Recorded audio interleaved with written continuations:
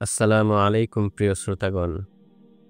আজ আমরা এমন একজন মহিয়সী নারীকে নিয়ে কথা বলতে যাচ্ছি, যিনি জন্মসূত্রে একজন আমেরিকান খ্রিস্টান, কিন্তু পশ্চিমা বিশ্বের লাগামহীন উন্মাদনা তাকে কখনোই আকৃষ্ট করতে পারেনি। তার ব্যাকুল হৃদয় সবসময় কিছু একটা খুঁজে ফিরত।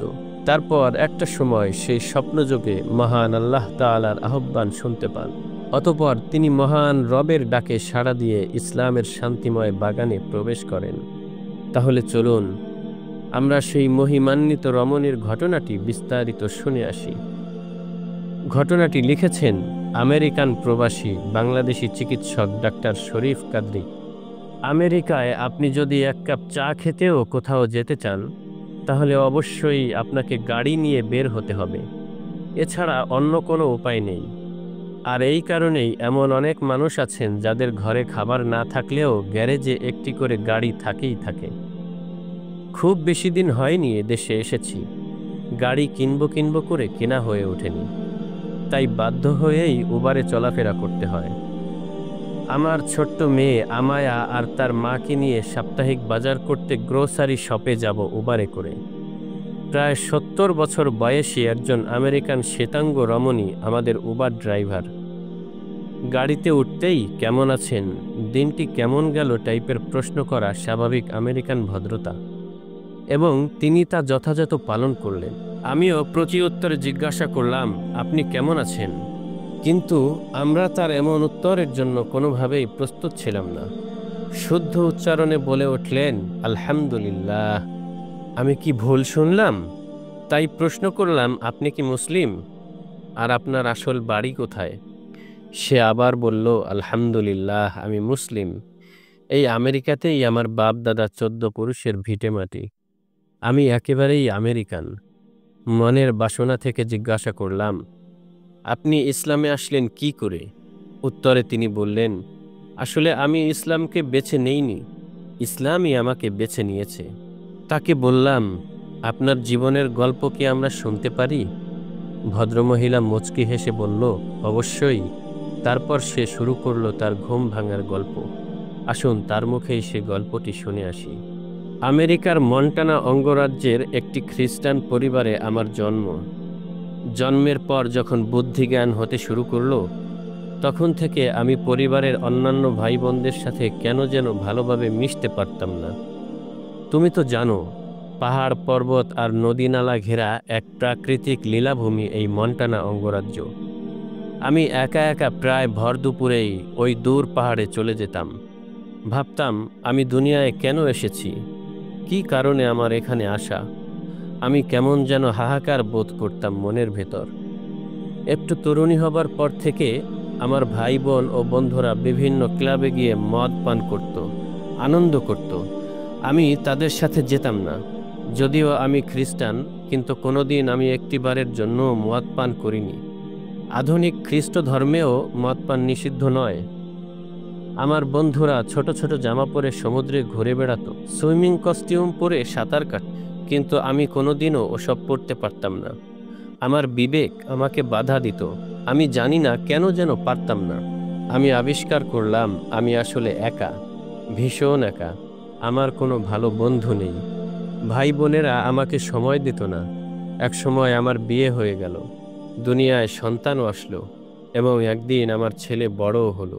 কিন্তু বিপত্তি ঘটল গত 15 বছর আগে।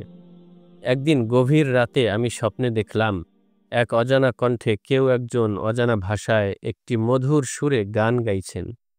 বাক্যগুলো ছিল এমন, আল্লাহু আকবার, আল্লাহু আকবার, আল্লাহু আকবার, আল্লাহু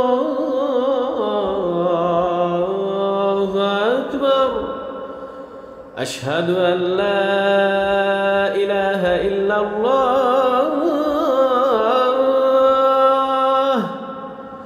আশহাদু আল্লা ইলাহা ইল্লাল্লাহ। পরদিন সকালে সেই স্বপ্নের কথা ভুলে গেলাম। কিন্তু না, প্রতি রাতেই আমি এই একই স্বপ্ন দেখতে থাকি। কে যেন গাইছে সেই মধুর সুরের গান। আমি অস্থির হয়ে গেলাম। চিকিৎসকের শরণাপন্ন হয়ে ঘুমের ঔষধ খেতে লাগলাম। যতই ঘুমের ঔষধ খাই না কেন, মাঝরাতে সেই মধুর শব্দে আমার ঘুম ভেঙে যায়। এভাবে প্রায় 6 মাস কেটে গেল। একদিন টিভিতে আমেরিকায় মুসলিম সন্ত্রাসীদের নিয়ে একটি পর্ব প্রচার হচ্ছিল। আমি পাশের রুমেই ছিলাম। সেখানে এই গানও দেখাচ্ছিল। আমি দ্রুত টিভির সামনে এসে দাঁড়ালাম। হ্যাঁ, এই তো সেই গান, যা আমি স্বপ্নে দেখছি গত 6টি মাস ধরে। তাহলে কি এটা সন্ত্রাসীদের গান? আমি ভয় পেয়ে গেলাম। হে গড, আমি কি তাহলে সন্ত্রাসী হয়ে যাচ্ছি? তখন আমি দ্রুত ইন্টারনেটে সার্চ করতে শুরু করলাম। সন্ত্রাসী সঙ্গীত, সন্ত্রাসীদের গান, মুসলিম সঙ্গীত, এসব নামে খুঁজতে খুঁজতে পেয়ে গেলাম সেই সঙ্গীত। জানলাম এর নাম আজান, মুসলিমদের নামাজে আহ্বানে ডাক। তখন মনে মনে প্রশ্ন জাগলো, আমার মতো খ্রিস্টান পরিবারে জন্ম নেয়া একজন মানুষকে কে শোনালো সে আজান? কে আমাকে আহ্বান করছে? আমি বুঝতে চাইলাম ইসলাম কি, আমাদের রব কে, হজরত মুহাম্মদ সাল্লাল্লাহু আলাইহি ওয়াসাল্লাম কে।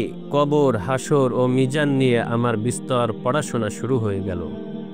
আমি বুঝলাম আকাশের মালিক আমাকে দিনের জন্য কবুল করেছেন। আমার সহস্র রাতের ঘুম ভেঙে গেল। আমি জেগে উঠলাম। বুঝলাম ইসলাম সন্ত্রাসীদের ধর্ম নয়, বরং সন্ত্রাসীরাই ইসলামের নাম ব্যবহার করে মাত্র। পরদিন খুব ভোরে আমি জুমা মসজিদে গিয়ে কালেমায়ে শাহাদা পাঠ করলাম।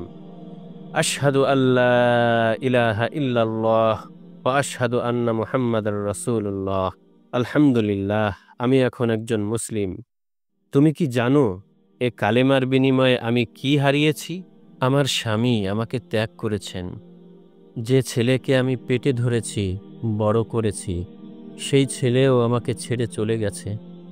আমি তো আগেই একা ছিলাম, এখন আরও একা হয়ে গেলাম। আজ 15 বছর যাবৎ আমি একা। তুমি কি জানো এত কিছুর বিনিময়ে আমি কি পেয়েছি? আমি আমার আল্লাহকে পেয়েছি।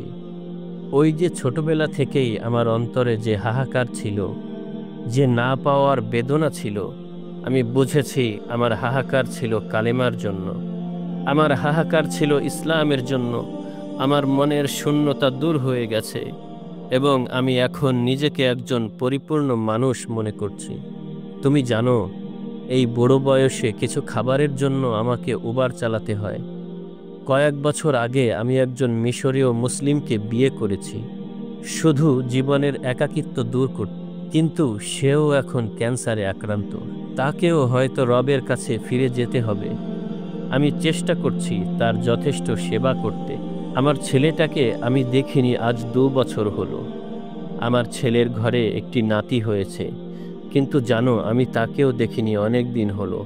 আমি চাইলেই স্বাভাবিক জীবনে চলতে পারতাম, স্বামী সন্তান নিয়ে আনন্দে থাকতে পারতাম। কিন্তু আমি দুনিয়া এবং আখিরাতের মাঝে হিসেব করে দেখলাম আমার জন্য আখিরাতই মঙ্গল। এখন যদি আমি না খেয়ে মরেও যাই, আমার দুঃখ থাকবে না। জানি না কখন রবের ডাক এসে যায়। আমি দ্রুত আমার রবের সাথে দেখা করতে চাই। তাকে বলতে চাই, ওগো আরশের মালিক, শুধু তোমায় 2 চোখ ভরে দেখব বলে আমি সব কিছু ছেড়ে ছুড়ে চলে এসেছি। আমাদের গাড়ি গন্তব্যে এসে পৌঁছেছে। গাড়ি থেকে নামতে পারছি না আমি। 2 চোখের পানিতে বুক ভেসে গেছে সেই কখন, আমার মনেও নেই। শরীর অবসাদ হয়ে আসছে। এই মহিমান্বিত রমণীর অনুমতি নিয়ে তার একটি ছবি তুললাম। ইন্টারনেটে শেয়ারের অনুমতিও পেলাম। তিনি হিজাব পরতেন, কিন্তু এখানে তাকে নানা কটু কথার শিকার হতে হয়। তাই তিনি এখন আর কাজের সময় হিজাব পরেন না। তার আমেরিকান নাম ছিল অ্যান্ড্রি, কিন্তু মুসলিম হবার পর খুঁজে খুঁজে তিনি নিজেই তার নাম রেখেছেন সাবাহ, অর্থাৎ প্রত্যুষ। যেহেতু তিনি সুবহে সাদিকের সময় রাব্বে কায়নাতের আহ্বান শুনেছেন, তাই এ নামকরণ। সাবাহ আমাদের নামিয়ে দিয়ে দ্রুত আরেকটি ট্রিপ ধরার জন্য এগিয়ে যাচ্ছেন। মাঝখানে আমাকে অস্থির সময়ে ফেলে দিয়ে গেলেন। ওগো আরশের মালিক, তুমি তোমার সাবাহকে দেখে রেখো। সাবাহকে দেখে আমি আবারও বুঝেছি, ওগো রহমানুর রহিম, তুমি সত্য, তোমার দিন সত্য, তোমার নূর, তোমার আলো সত্য। প্রিয় দর্শক, আজকের ভিডিওটি শেষ করার পূর্বে আল্লাহর শানে 2 লাইন হামদ গাইতে চাই।